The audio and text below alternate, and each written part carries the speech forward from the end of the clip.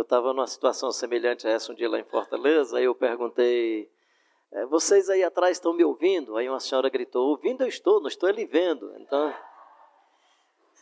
lá eles riram também, não sei porquê, mas tá legal daqui, não tá? Dá para... Ok. Não sei se você, Rafael, se o Léo, se o Mateus, se o Pedro, quem vai controlar meu tempo, né? Eu acostumei em alguns cultos na África, especialmente no caso dos dois países que eu vivi, um em situação de guerra, o outro saindo da guerra, o pessoal tinha uma refeição por dia, que era o mata-bichá, né? Matar o bicho da fome. Então, você já mata-bichou? Comer alguma coisa naquele dia, né? E porque tinha uma refeição no dia, às vezes tinha a primeira refeição ao amanhecer do dia ou no final do dia. Aí o pessoal não se preocupava com o horário de culto.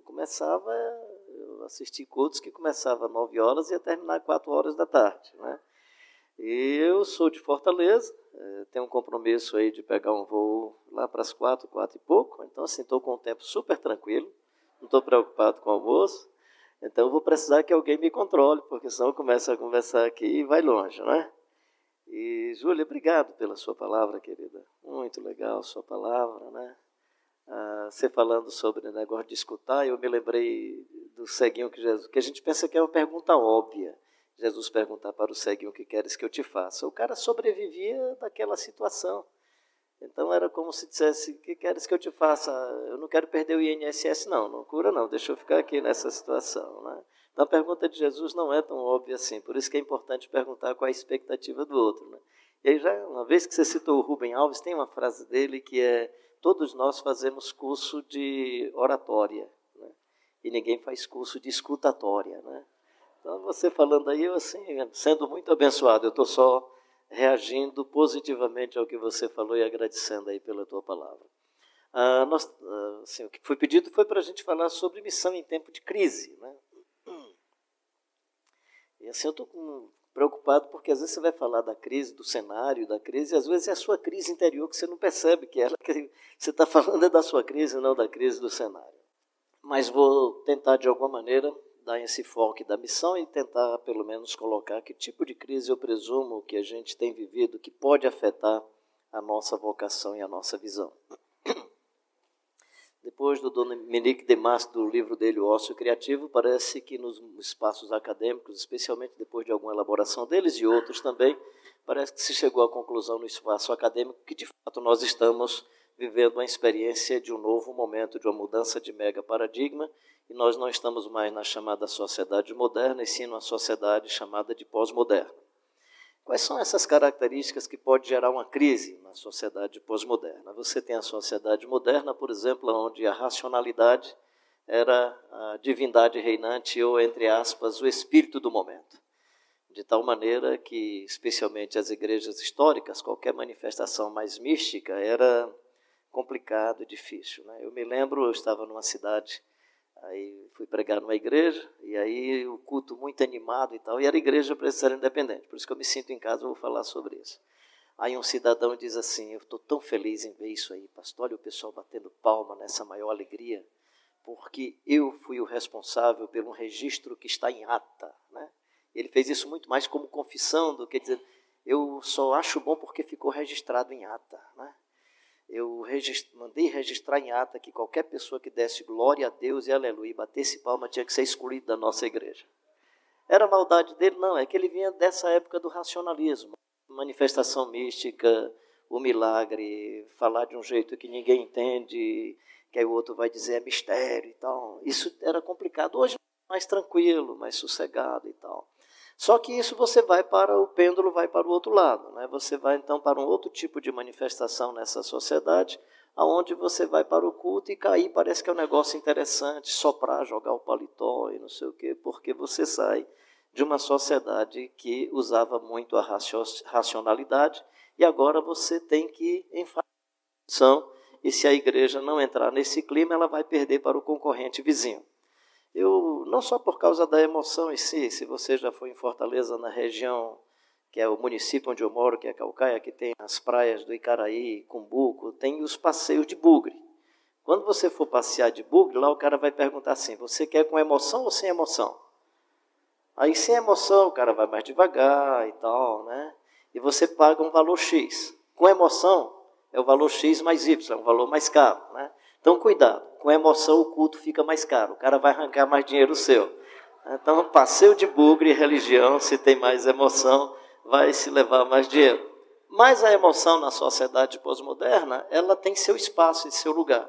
Então, se você pegar todo o movimento religioso, aí eu estou mais no cenário brasileiro, por exemplo, no mundo católico, os grupos carismáticos têm uma ascendência e os movimentos eclesiais de base, que trabalham mais com a racionalidade, vão ficar estagnados.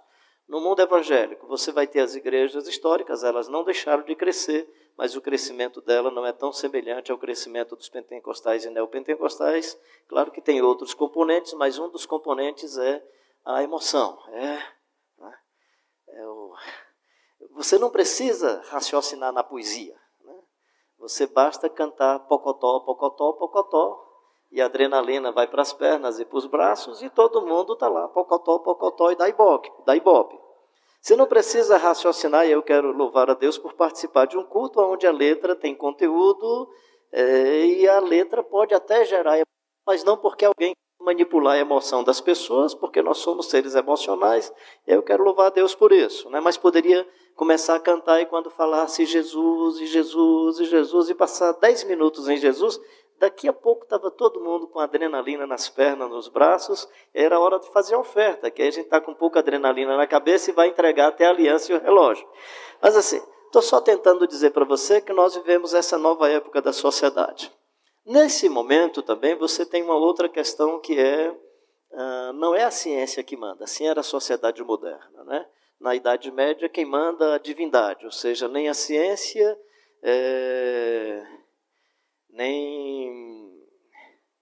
nem o ser humano. As divindades comandam. Se uma criança sofre uma febre, deve ter sido a divindade que se irritou, está indignada e trouxe a doença. E a gente então espiritualiza tudo. Na Idade Moderna, a ciência resolve tudo e responde tudo. Né? Esse desencanto com os elementos da modernidade vão acontecer com o fenômeno de se ir à Lua e, ao mesmo tempo, morrem crianças porque não tem uma xícara de arroz. E a gente começa a se decepcionar com esses movimentos racionalistas do ponto de vista político, seja de direita, seja de esquerda, mas a queda do Muro de Berlim é esse símbolo de que a racionalidade política também não respondeu às demandas da sociedade, e a gente então começa a buscar resposta no ser humano. Então, nem Deus, nem os seres humanos. Quem responde nem Deus, nem a ciência. Quem responde é os seres humanos. Você decide. Você decide o programa de televisão, você decide o tipo de culto, e se a igreja não oferecer a você o culto que você gostaria de receber, você vai no self-service religioso ali da outra esquina, e você vai atender porque você é uma generalização, por favor, não é você. Então, porque o cidadão, o homem, a mulher, eles decidem tudo e aí eles querem que a programação atenda à sua expectativa. Então, não é um abraço ao Evangelho para viver em obediência a Deus ou para uma transformação profunda, mas porque eu quero que as minhas demandas e as minhas expectativas sejam atendidas. Razão pela qual todo programa tem primeiro uma pesquisa de mercado para saber o que é que vai se oferecer e qual é a expectativa das pessoas. E algumas religiões vão trabalhar com isso muito, muito explicitamente. Né? Numa mesma época, eu estava em Feira de Santana, na Bahia, e aí num culto lá de uma dessas igrejas, dessas indústrias da fé, no culto que eles estavam fazendo, o milagre do saquinho de cimento abençoado. A construção civil estava em crise, então o saquinho de cimento abençoado para construtores, para mestre de obra, né, porque a construção civil estava em crise. Mas era o green card da mesma religião em Miami. Então o culto em Miami era: venha para abençoar o seu passaporte para você ter o seu green card. Mas lá em Feira de Santana venha receber o saquinho de cimento abençoado. Então isso significa que o pessoal está trabalhando em cima de pesquisa para oferecer algum tipo de resposta. E nesse contexto de espiritualização e de expectativas dos seres humanos, você decide.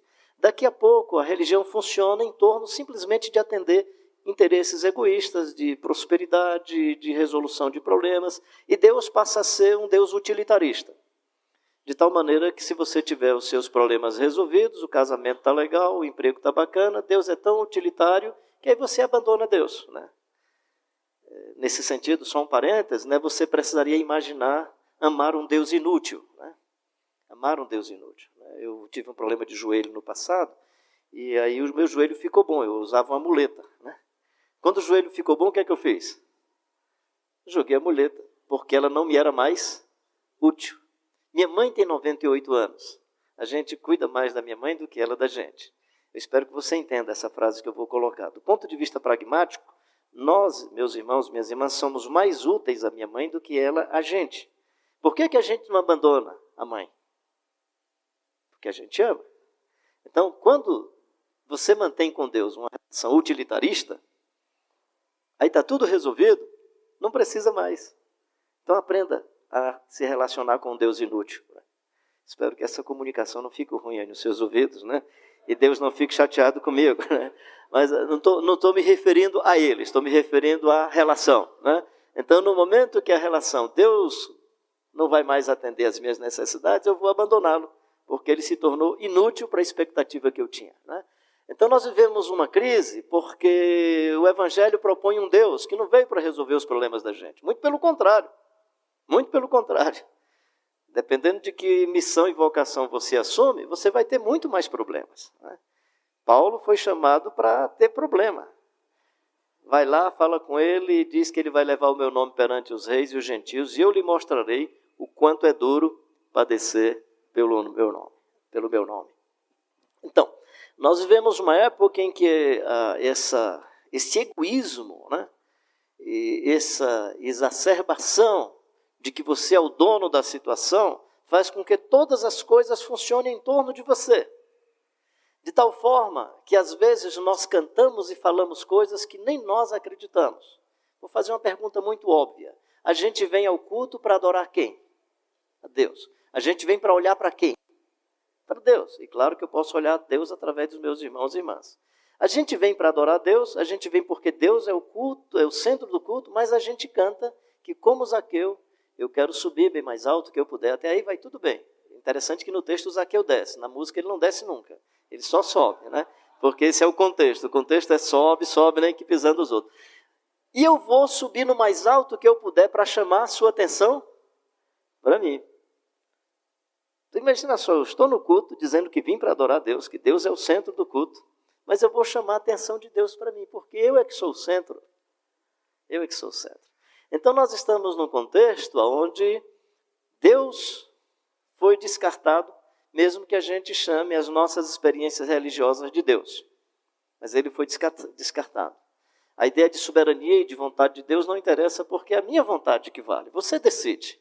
Você decide. Como você decide, então tudo tem que funcionar em torno de você. E o culto é para mim e não para Deus. Eu me lembro de uma pessoa uma vez dirigindo um culto e dizendo, olha, levanta os braços para chamar a atenção de Deus. Eu digo, puxa vida, coitadinho, ele está lá. Tem um negócio assim muito estranho. Né? O que é crise nesse momento, pensando de maneira mais global? Para mim, uma das crises é essa nossa compreensão da nossa relação com Deus. Eu acho que nós vivemos numa sociedade em crise da sua relação com Deus. Nos tornamos os divinos, autoritários, dominadores. E qualquer ser humano, imagina um marido que se relaciona com Deus dessa maneira, como é que ele não vai se relacionar com a esposa? Ora, se ele domina Deus, controla Deus, e ele quer toda a atenção para ele, a partir de Deus, esse paradigma e essa forma de relação vai se ampliar nas outras relações, nas outras formas de relação. Então, tu imagina uma esposa com esse mesmo paradigma, o filho com esse mesmo paradigma e por aí vai. Então, na verdade, nós vivemos numa crise de relação, porque nós perdemos a compreensão do que é proposto pelo Evangelho de Jesus Cristo de Nazaré.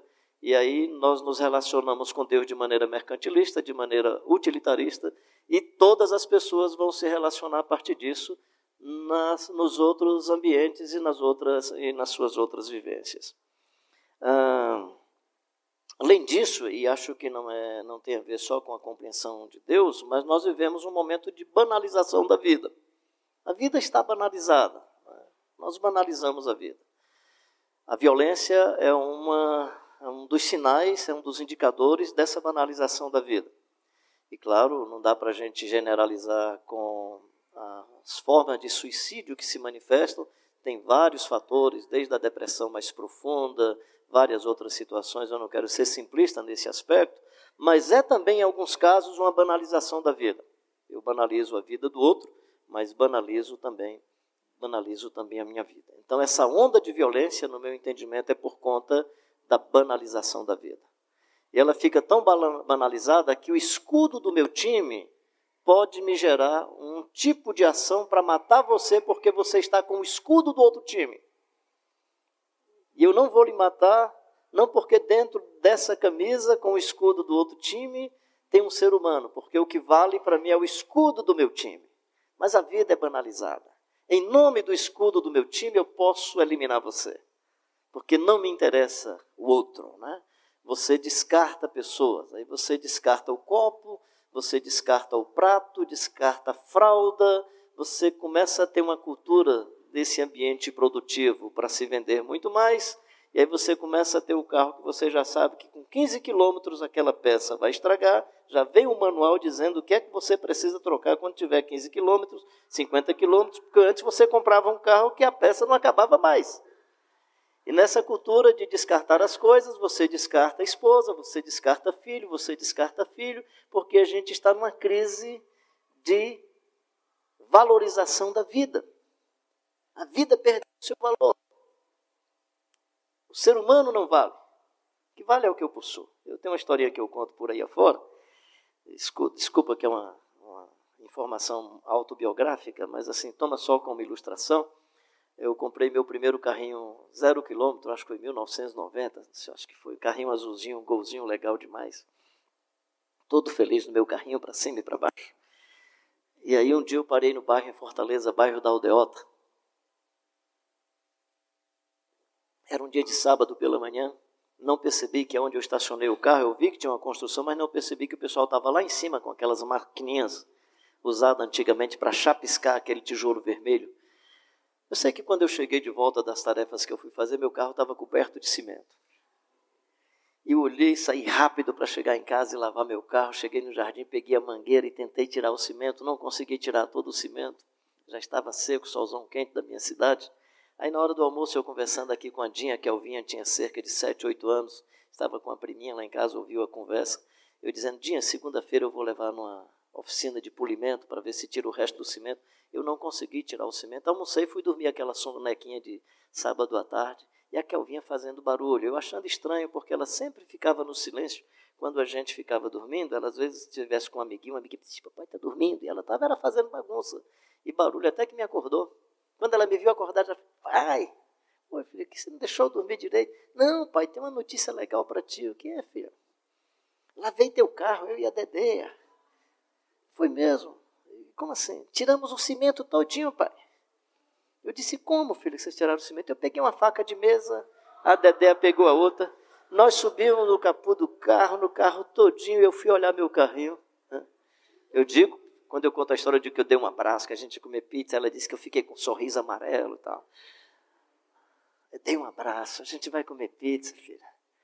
Eu tentei, não consegui, e você conseguiu e tal, né? Celebrei, né? Ficamos muito amigos. A gente está um dia sentado, ela tinha 12, 13 anos. Pai, sabe por que é que eu acho que a gente tem a maior confiança um no outro? E ela falava de coisas do coração, de pensamentos. Ela chegava e conversava comigo. Eu acho que eu sou assim contigo porque hoje eu sei quanto que custa a pintura de um carro. Tu me deu, foi um abraço, pai, ainda falou que a gente ia comer pizza, não sei o que e tal, né? Quando a vida é banalizada, a pintura do seu carro vale mais do que a sua filha, do que os dons e os talentos, do que as habilidades. Ela tem uma capacidade de serviço, de doação, que eu acho assim uma coisa extraordinária. Mas eu poderia ter destruído isso na primeira experiência laboratorial dela de fazer um serviço, de querer ajudar o pai. Ela errou na tecnologia, mas a motivação era profunda e intensa. Creio que nós vivemos numa sociedade onde esse discurso da grife, da marca do carro, da imagem pública, vai tirando de você a capacidade de perceber a beleza da existência, daquilo que é natural, daquilo que é mais afetivo, daquilo que é mais humano. E nessa onda toda nós vivemos em crise, nos relacionamentos, na percepção de Deus, na percepção do Evangelho. Então eu acredito que essa onda de violência, além dos fatores, ela tem a ver com essa crise de banalização da vida que está invadindo todos os espaços. Aí repito, desculpa que o pessoal que estava ontem à tarde aqui comigo, eu repito para vocês, mas os outros não estavam aqui, que nós temos violência nos esportes, violência na música, violência no humor, violência nas piadinhas, né? E aí você chega na igreja pensando que não tem violência, e de uma forma geral, eu chego nos cultos e o pessoal está cantando, peguei meus inimigos e os atravessei. Posso pisar numa tropa e saltar a muralha. Gente, música legal para cantar nos presídios, os caras estão lá doidos para pisar na tropa e saltar a muralha. Então vai evangelizar os caras com essa música, que muitos deles vão dizer, esse é o Jesus que eu quero, que pisa em tropa e salta a muralha, né? Então nós não percebemos que nós temos uma linguagem de violência o tempo todo, gestos de violência, né? Então, no meu entendimento, nós vivemos uma crise que é manifestada por essa banalização da vida. Nós perdemos o amor pela vida e pela existência. O evangélico, em geral, onde eu tenho andado, ele não mata, mas ele é capaz de celebrar se alguém matar alguém que ele não gosta. E Paulo fala sobre isso, né? Que pior do que fazer o mal é aquele que louva o mal que o outro fez. A gente nem percebe isso. A gente nem percebe isso. Então nós vivemos um momento assim de muita, eu acho que uma crise terrível. Depois nós vivemos uma crise no que diz respeito, vou voltar um pouco a esse assunto, no que diz respeito, aí eu acho que é uma crise mais interna, né? Mais nossa, do mundo evangélico brasileiro, do mundo católico, que é de compreender e decodificar melhor o evangelho do Jesus de Nazaré. E aí, desculpa essa introdução assim mais prolongada, né? Deixa eu entrar então no nosso tema da missão. Se você pega a missão em Marcos, o que é a missão? Ir de pregar o evangelho, né, a toda criatura. Quem crê e for batizado, quem não crê está condenado. Eu presumo que esse batizado do texto de Marcos não refere-se ao batismo nas águas, seja por aspersão, imersão, né? Eu não tenho problema com essa história de aspersão, imersão. Eu vivi numa região semidesértica que as pessoas que se convertiam, eu ficava assim em crise de usar água para batizá-las, eu queria usar areia. E como o texto diz que o batismo é símbolo de sepultamento, eu digo com areia é melhor do que com água, né? Assim, então eu não tenho crise sobre essa coisa, se é com muita água, pouca água, até porque eu imagino o batismo como outra coisa que não tem nada a ver com essas liturgias religiosas. Mas esse não é o nosso tema. Só tentando dizer para você que nesse texto de Marcos, eu presumo que Marcos está se referindo a quem crê e foi invadido pelo Espírito Santo. Ou seja, o batismo aí, no meu entendimento, não com a conotação pentecostal, mas com a conotação do John Stott e das igrejas históricas, o batismo como invasão do Espírito Santo, como presença na vida das pessoas. Então, em Marcos, a missão é anunciar Jesus para que as pessoas invadidas pelo Espírito Santo possam reconhecer que Jesus Cristo é o Senhor. Em Lucas, se você vai para o final do texto, é Jesus, depois da ressurreição, apresentando-se aos discípulos e dizendo que eles caminhem em todas as nações, anunciando o arrependimento. Então, em Lucas, a grande tarefa missionária é anunciar arrependimento. Em Mateus é bem interessante, Mateus faz um ciclo muito legal dessa coisa da missão. No capítulo 4, versículo 18 em diante, Jesus chama os discípulos. No capítulo 10, ele também chama os discípulos. No capítulo 10, ele chama os discípulos e fala das implicações. Ele fala dos resultados da tarefa. Ele fala do poder dessa tarefa. Vocês vão expulsar demônios, vão curar os enfermos. E fala das implicações, fala do estilo. Não levem 2 alforjes, não levem 2 sandálias. Ele fala que quem vai em missão precisa ser uma pessoa emocionalmente despojada, precisa uma pessoa desinstalada economicamente, precisa uma pessoa que, a semelhança do Jesus, vai dizer: as raposas têm seus covis, as aves dos céus têm seus ninhos, mas o Filho do Homem não tem onde reclinar a cabeça. Então você encontra 2 momentos de chamada dos discípulos em Mateus. No capítulo 10, implicações. estilo, os resultados da missão, e você encontra no capítulo 4 o mesmo chamado. Capítulo 4, versículo 18. No versículo 23 e 24 percorria Jesus toda a Galileia, pregando o evangelho do reino, ensinando nas sinagogas e curando toda sorte de doenças e enfermidades. Antes dessa síntese do ministério de Jesus, é que então tem o chamado dos discípulos. Aí, capítulo 5, 6 e 7, que é o Sermão da Montanha, Jesus vai dizer a que os discípulos são chamados. E o livro termina ele dizendo: agora façam discípulos de todas as nações, batizando-os em nome do Pai, do Filho e do Espírito Santo. Então, em Mateus, fazer missão é formar nações discipuladas. Warner é um amigo meu, um exegeta luterano, estava tendo chance de conversar com ele esses dias e queria entender um pouco essa parte aí do fazer discípulo de todas as nações. Ele diz que tudo indica que Jesus não está falando de se aproximar de pessoas para fazer dele um seguidor de Jesus, que é também a tarefa. Mas ele diz que nesse texto é transformar nações. Façam nações discípulas de Jesus. Claro que isso tem uma implicação muito mais ampla do que simplesmente formar pessoas. É você imaginar, por exemplo, o Brasil. O Brasil é o maior país católico do mundo. Nós somos o segundo maior país protestante do mundo. Significa que nós somos um país batizado de cristandade. Se esse negócio tivesse sido bem feito, nós não éramos um dos países mais injustos do mundo. Nem éramos um dos países mais violentos do mundo. E nem seríamos um dos países mais corruptos do mundo. Então, quando Jesus fala em Mateus sobre fazer missão, tudo indica que é transformar nações. Transformar nações. E o ciclo é: Jesus chama os discípulos, diz a que os discípulos são chamados, e agora ele diz: façam discípulos de todas as nações, ou transformem as nações marcadas pela vida do Jesus Cristo.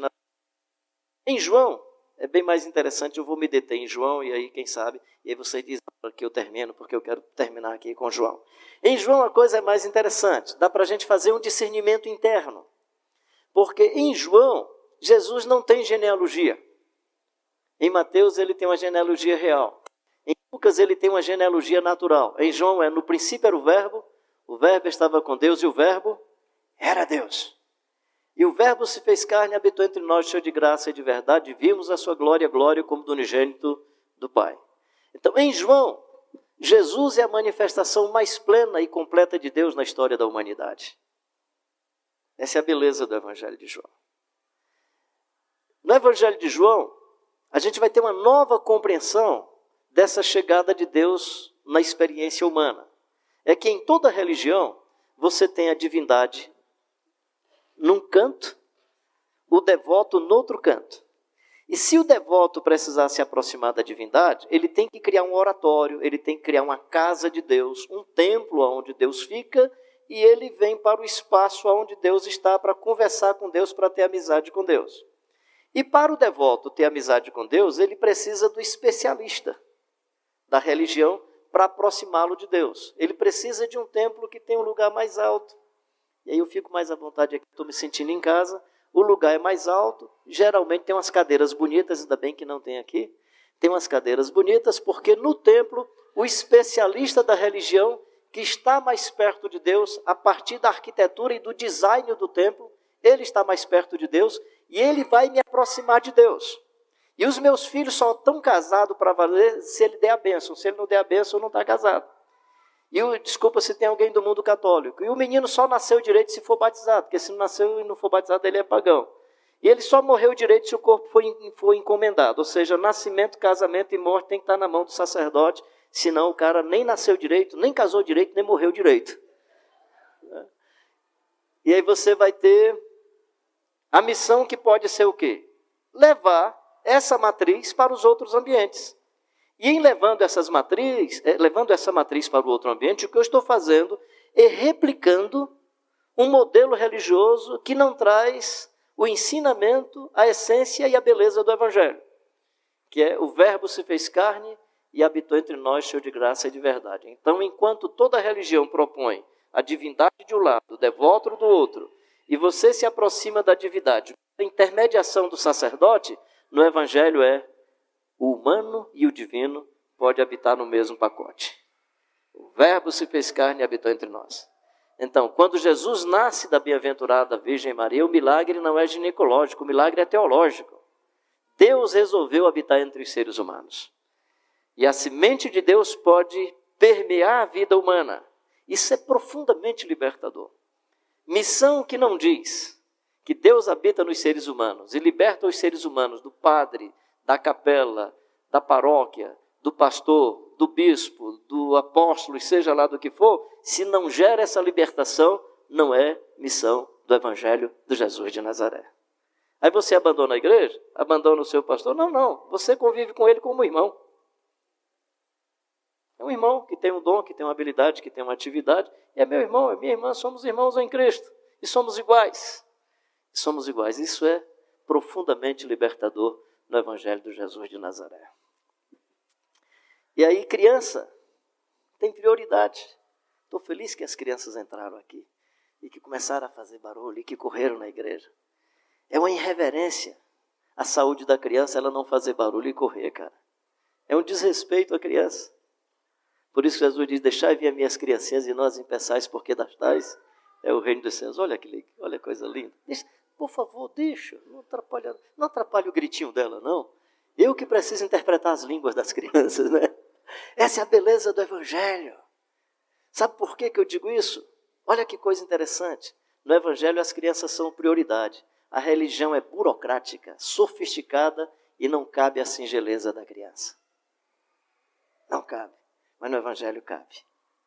Então, se a gente cria essa matriz da divindade, do humano, da sofisticação para aproximação com a divindade, nós não vamos entender a criança. E não vamos abraçar a criança. Não vamos abraçar a criança. Então, o Evangelho propõe uma mudança radical no nosso ir. E aí João traz uma proposta totalmente outra. No princípio era o Verbo estava com Deus e o Verbo era Deus. Aí tanto ele quanto Lucas vão dar uma nova informação. Você agora é templo do Espírito Santo. Deus habita em você. O Deus invisível virá e habitará em você. É o que Jesus promete, referindo-se ao Espírito Santo. E agora você e Deus estão... Então eu não vou mais ao templo. Não, você vem. Por que você vem ao templo? Porque no templo você vai ser edificado. No templo você vai usar de misericórdia com a pessoa que está precisando de misericórdia. No templo você aprende a exercer o amor. Indo ao templo, eu aprendo que as pessoas vão cobrar de mim alguma coisa. Indo ao templo, eu vou perceber que tem uma nuvem de testemunhas olhando se a minha vida está legal ou não.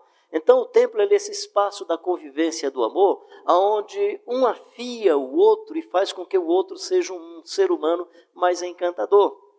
Agora, para que isso aconteça, vai depender da geração que está ali dentro. E vai depender de quanto de fermento do Evangelho nós temos marcando aquela geração. Razão porque a missão é transcultural, a missão é para a próxima esquina, a missão é para o outro bairro, mas a missão é para dentro de nós. É o Evangelho sendo fermento nas nossas relações para que nós possamos ser seres humanos mais encantadores, transformados de glória em glória até a imagem do Jesus Cristo de Nazaré. Então, uma das coisas bonitas no Evangelho de João sobre missão, que é pastoreia os meus cordeirinhos, enquanto no outro é façam discípulos. Em João é cuida, pastoreia, cuida de você, cuida do outro, tenha cuidado com a vida. É essa outra dimensão onde você vai para casa e dentro do seu carro, você e Deus estão no mesmo espaço de comunhão. Você não vem para o culto porque é um lugar sagrado, a sua cozinha também é sagrada. A sala da sua casa também é sagrada. E o ambiente do seu trabalho também é sagrado.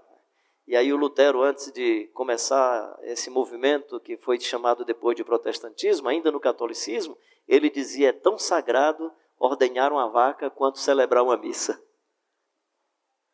Aí o ato de estar cantando e dirigindo louvor, ou estar do lado de fora, viu, Wagner? Ajudando um cidadão a mudar o pneu do carro, é ato de louvor e adoração a Deus. E eu ficaria até na dúvida se lá era mais culto ou se era aqui. Qual ato que foi mais cultico?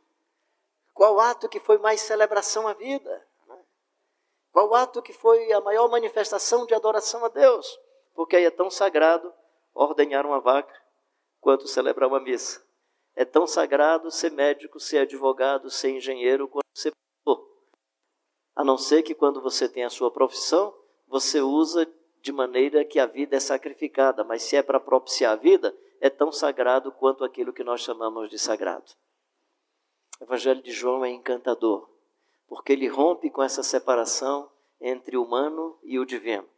E se rompe com a separação entre o humano e o divino, rompe a separação entre o sagrado e profano. Aí a vida passa a ser sagrada, e a vida passa a ser um encanto. E as coisas da vida podem ser sagradas dependendo da forma como diante de Deus e em favor da vida eu utilizo todos os instrumentos da vida. Qual é a missão do Evangelho de João? Crer em Jesus. Só que em João, crer em Jesus não é uma elaboração racional. Se você observar em João, crer em Jesus é andar como Jesus andou. É o Felipe, é o André, que se aproxima de Jesus, pergunta onde é que ele mora. Jesus diz, venham comigo. E eles vão com Jesus e me parece que eles não voltam nunca mais. Vão para valer. Porque crer em Jesus no Evangelho é muito mais do que acreditar. Diz assim, muitas autoridades creram nele, possivelmente referindo-se às autoridades religiosas, mas não o confessavam, porque tinham medo de ser expulso da sinagoga, porque eles amavam mais a glória dos homens do que a glória de Deus. Se você seguir Jesus direitinho, pode ser que você comece a ter problema com a sua denominação, porque tem coisas que a denominação, especialmente as históricas, vão estabelecendo como regras inegociáveis, e se você analisar à luz do Evangelho, elas não batem com o Evangelho. Elas não batem com o Evangelho. Mas aí, se você quer seguir Jesus, às vezes você vai ter que ter a confrontação da sinagoga contra você, ou você contra a sinagoga.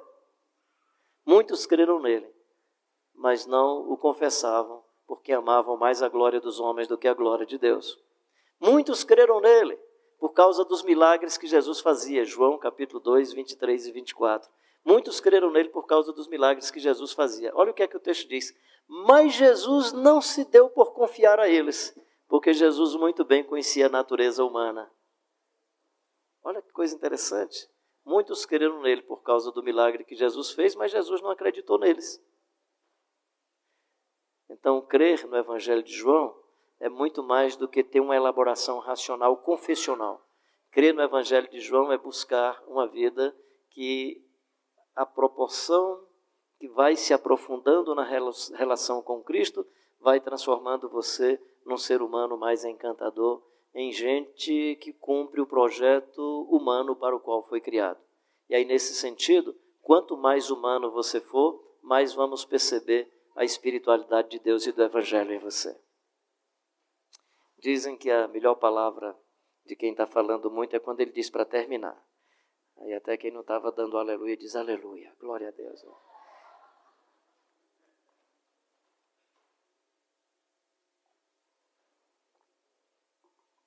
Evangelho de João convida eu e você para uma conversão que gera um sepultamento voluntário das sombras, das imagens e dos ídolos que nos matam dentro de nós. Se o grão de trigo caindo na terra não morrer, fica ele só, mas se morrer, produz muitos frutos. Então, um dos aspectos da missão do Evangelho de João é que todos nós precisamos assumir voluntariamente o sepultamento das cascas e das sombras que nos aterrorizam, das cascas e da sombra das imagens que são às vezes fruto de pressões sociais, são imagens fruto de pressões religiosas, mas são cascas e imagens que não deixam desabrochar dentro de você o ser humano encantador que você pode se tornar cada dia mais a ser. Então, se o grão de trigo caindo na terra não morrer, fica ele só. Mas se morrer, produz muitos frutos. Uma das tarefas da missão é esse desafio. Se alguém quer vir após mim, negue-se a si mesmo, tome cada dia a sua cruz e siga-me. Ou seja, assuma cada dia o processo de mortificação das sombras e das imagens, das cascas e das coisas superficiais que não dizem respeito a quem você é. Você não é o título, meu querido. Você não é um cifrão na testa. Você não é sequer os seus defeitos e os seus erros. Você é um substrato de Deus que está aí dentro de você. E a gente precisa ver mais desse substrato de Deus. O que a gente precisa perceber mais em você é o amor que está dentro aí de você. A candura, a ternura que habita na essência mais profunda da sua existência, que podem ter sido destruídas, essa ternura, essa candura, podem ter sido destruídas por imperícias de outras pessoas, por questões da sua existência, quem sabe por conta de um tipo de prática profissional que foi gerando em você um tipo de pessoa taciturna, cheia de casca, sem a capacidade de amar, sem nenhum afeto, sem um jeito bacana de abraçar, quem sabe a sua cultura, seja ela religiosa, do seu ambiente. O Evangelho de João propõe para todos nós uma espécie de morte voluntária daquilo que está impedindo a beleza da nossa vida biológica. O Evangelho não está propondo a morte biológica. A morte biológica quem decide é o Pai. E a gente precisa ter todo o cuidado para que essa nossa experiência biológica seja a mais encantadora possível. Mas tem coisas no nosso entorno que vêm abafando a vida. Eu disse aqui na primeira parte do culto, e ontem falei um pouco, algumas pessoas sabem, eu gosto de fazer peregrinação. E numa dessas peregrinações nós fizemos um reflorestamento numa região chamada Jucuri. Plantamos mais de 700 árvores nativas. Aí eu fui nessa mesma região no ano seguinte. Aí chego lá um senhor, pastor Carlinhos, que bom, tal. Pastor, depois que o meu filho aprendeu a fazer essas mudas nativas, ele foi lá para a faculdade de agronomia para aprender a fazer hortas de maneira ecologicamente correta. O cara começou a usar toda uma linguagem e tal, né? E eu queria que o senhor fosse lá em casa. Eu digo, mas a sua casa é aqui perto? Não, são 4 quilômetros. Puxa vida, o senhor vai aumentar 4 quilômetros para ir, 4 quilômetros para voltar. Não, mas eu arranjo uma carona para o senhor. Eu digo, não, mas quando eu estou em peregrinação, eu não fico sentado em nenhum mói de ferro. Eu fico usando só minhas pernas, só se eu for a pé e tal. E eu findei indo a pé para ver lá a plantação. Fui, vi a plantação, coisa linda, né? O menino tinha aprendido a plantar as hortaliças e ao redor das hortaliças, plantas nativas que a folha fosse mais doce. Então, no lugar de usar agrotóxico, as formigas vinham, comiam as folhas mais doces e não comiam as plantas. E aí ele foi me explicando tudo, né? E dizendo, no começo eu nem acreditava nisso e tal. E aí foi celebrando. E aqui a gente cria os animais, o estrumo do animal cai aqui, a gente já faz o adubo, faz essa mistura. E foi explicando as coisas, me dando uma aula, né, de plantação agroecologicamente correta e tal, explicando tudo. Quando ele terminou tudo isso, ele disse, mas eu convidei o senhor aqui porque eu quero que o senhor veja uma coisa. Aí eu disse, aí o que é que é? Ele, vem cá, meu filho. O filhão dele tinha mais ou menos uns 17 anos. Ele disse, o senhor sabe como é que é pai nordestino, né? Que não dá um abraço no filho, que dá um... Eu, com o meu filho, comecei a cuidar de planta, a gente começou a conversar. Agora é beijo todo dia. Eu trouxe o senhor aqui para dar um beijo nele aqui, só para o senhor ver eu dando um beijo no meu filho. Eu digo, por que o senhor não deu esse beijo lá em Jucuri? O senhor me fez andar mais 8 quilômetros só para ver o senhor dando um beijo no seu filho, né? Parece uma coisa muito simples. Mas se um garoto trabalhando com plantas e o pai trabalhando com plantas foram batizados de amor, de um relacionamento mais fraterno, batizado de mais ternura, não tem como a gente ler o Evangelho e o João dizendo o discípulo que reclinava a cabeça no peito de Jesus. Do Jesus Cristo pendurado no madeiro, olhando para a mãe lá ao pé da cruz e dizendo, mãe, eis aí teu filho, filho, eis aí tua mãe.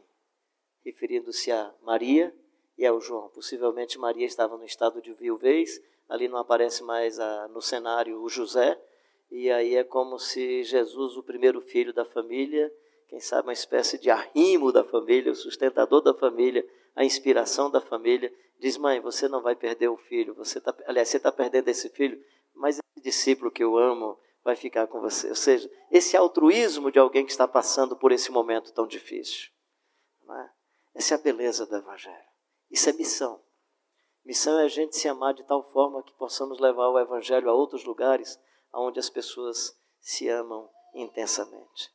Missão é você não replicar esse modelo machista, controlador e dominante do ser feminino, como se o ser feminino fosse um ser de segunda classe. Missão é dizer que mulheres e homens no reino de Deus são pessoas que têm a mesma dignidade. Missão é reconhecer que a criança é prioritária no reino de Deus e criança não paga a conta. Por que criança não é prioritária na empresa religiosa? Por que criança não é prioritária na indústria da fé? Porque ela não paga a conta. Abre a sua televisão e pega esses programas aí que estão vendendo produtos e cacoetes, amuletos religiosos. Observa se tem criança. Não tem criança. Não interessa, criança não paga a conta. Criança não paga a conta. Então o Evangelho acolhe crianças. Pode ter rico no Evangelho? Pode, desde que venha com a sua insignificância. Porque para o rico, o grande significado é o cifrão na testa. No Evangelho, ele é relevante porque ele é um ser humano feito à imagem e semelhança de Deus. Então pode ter rico também no Evangelho. E pode ter pobre. Por isso que o Tiago diz, venha o rico na sua insignificância e se achegue o pobre com a sua dignidade. É porque o rico não tem dignidade? Não, é porque o pobre se acha sem dignidade. Mas vindo para o Evangelho, a dignidade dele será resgatada. E vindo para o Evangelho, o cifrão da testa do rico não vai ter muito valor, porque ele vai conhecer um Jesus que gostava tanto de dinheiro. Jesus gostava tanto de dinheiro, gente, que deu a tesouraria para o Judas.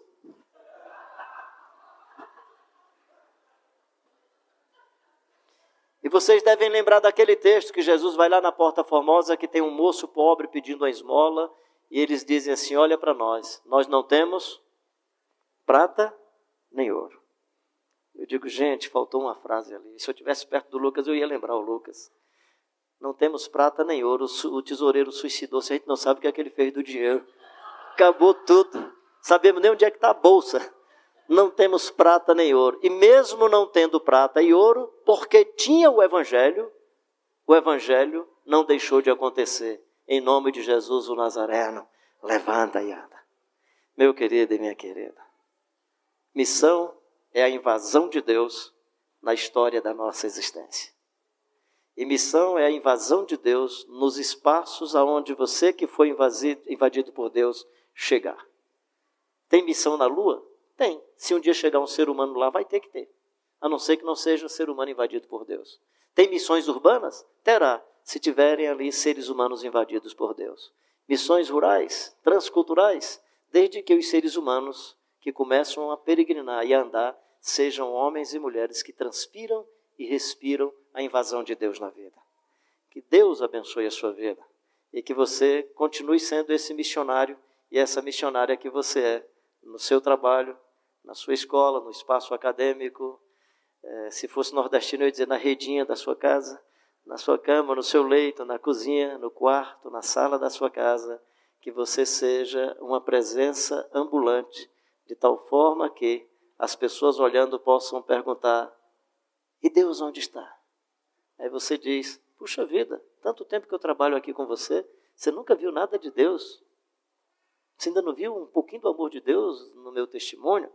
Puxa vida, tanto tempo que eu estou aqui com você, você não viu o instrumento de reconciliação? Senhor, mostra-nos o Pai. Felipe, há quanto tempo eu estou aqui, Felipe? Andando aqui como um ser humano e você não viu nada. Poxa, quanto tempo que o Rafa está aqui, a gente não viu? Quanto tempo que a Lê está aqui, a gente não viu? Quanto tempo que o Wagner está aqui, a gente não viu? Tanto tempo que a Márcia, o Pedro estão aqui, a gente não viu? Mateus aqui, a gente não viu? Quanto tempo? Quanto tempo, né? Não tem como não olhar para essa criança e não ver manifestação da graça e da bondade de Deus, né? Da vida, da continuação da vida e da existência. Que Deus abençoe a todos vocês, a todas vocês, que nos encha da sua graça e que esse evangelho que o João tenta descrever para a gente possa invadir seu coração, que você seja um maridão encantador, uma esposa maravilhosa, um pai bacana, uma filha e um filho muito legal.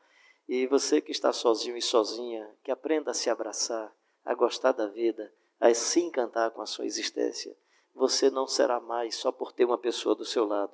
Você poderá continuar sendo esse ser humano que encanta, que abençoa vidas, a semelhança do Jesus de Nazaré, que não construindo uma família biológica, mas construindo essa grande família que nós conhecemos, foi o ser humano mais feliz, mais encantador e mais interessante de toda a história da humanidade. Meu abraço para você, Deus lhe abençoe muito, Deus lhe guarde intensamente. Se você quiser algum desses livros que... Não sei...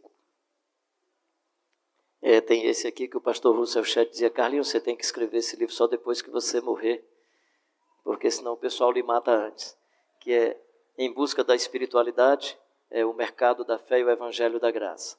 É uma tentativa de identificação do que é que existe na matriz religiosa protestante que gerou o mercado religioso que está aí no cenário brasileiro. Então não é só uma denúncia ao mercado, é a tentativa de perguntar: e como é que esse mercado surgiu da gente? Eu levanto 5 suspeitas do que é que existe na nossa prática religiosa.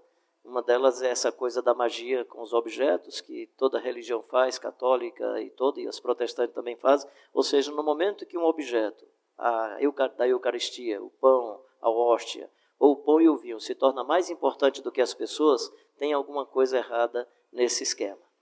E aí, se eu tenho um esquema onde os objetos são mais importantes do que pessoas, é fácil vender esse objeto. O charlatão vai vender esse objeto porque ele vai perceber que aquele objeto tem um valor agregado que eu torno o objeto bem mais relevante do que seres humanos. E aí é fácil de vender esse objeto. Vai por aí. Tem outras coisas, só citei um deles, né? Esse aqui é a oração nossa de cada dia.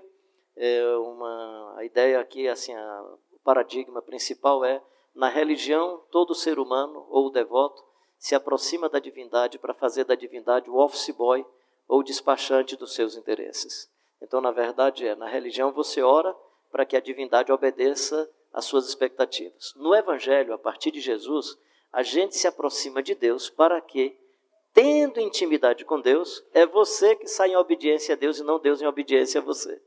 Seja feita a tua vontade, a minha comida é fazer a tua vontade. Então, esse texto muda totalmente o paradigma da religião.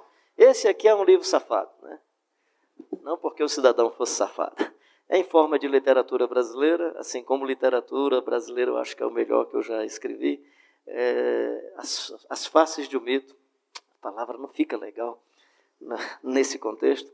A fascinante história de um cabra de Deus na Terra do Sol. Esse livro foi escrito em 1999, ainda na época da Vinde, e aí saíram 2 novas edições agora. É uma saga, né, onde você pode conhecer o contexto nordestino da década de 1910, com a Revolução dos Tenentes em 30, movimento feminista a partir da década de 60, tem alguns cenários dessa história, e não chega a ter uma análise dessas histórias, mas algumas questões a serem levantadas, tanto desse contexto quanto do cenário religioso que vai se transformando aí na década de 80, na década de 90. O outro que não está aqui em minhas mãos é Ser o Bastante, Felicidade Alheia do Sermão do Monte, que é um comentário do Sermão do Monte. Eu não sei se tinha 1 ou 2 a mais aí. E tem um que, se você quiser comprar, você não só está comprando um livro, você está nos ajudando a... Ninguém ganha dinheiro nenhum com isso, é um livro que a gente fez a edição para ajudar o trabalho que eu e o outro colega fazemos em Fortaleza com os garotos em conflito com a lei e com pais e mães que perdem seus filhos precocemente por causa da violência.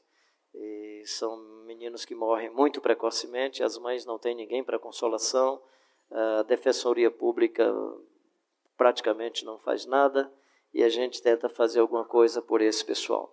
Nesse livro você não tem a ficha técnica, porque ele é bem recente. Talvez aqui é o 2º lugar onde eu estou socializando o livro. Não deu tempo a Biblioteca Nacional mandar para a gente o ISBN, então o livro está saindo sem aquela ficha técnica ainda. E você pode ter acesso, eu só estou lhe explicando isso. Se você comprar, for fazer alguma referência ao livro, você vai ter dificuldade de achar na ficha técnica do livro, mas eles estão aí à sua disposição. Rafael, Léo, obrigado aí pela confiança de entregar o microfone da sua comunidade.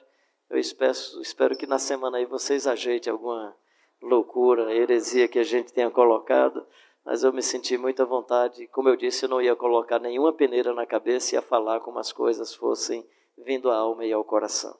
E estar com vocês aqui esses dias foi muito confortante para mim. Vou para casa assim com muito refrigério de alma. Só não podia ficar mais tempo, porque eu estou precisando perder uns 3 quilos, eu ia chegar mais pesado, né?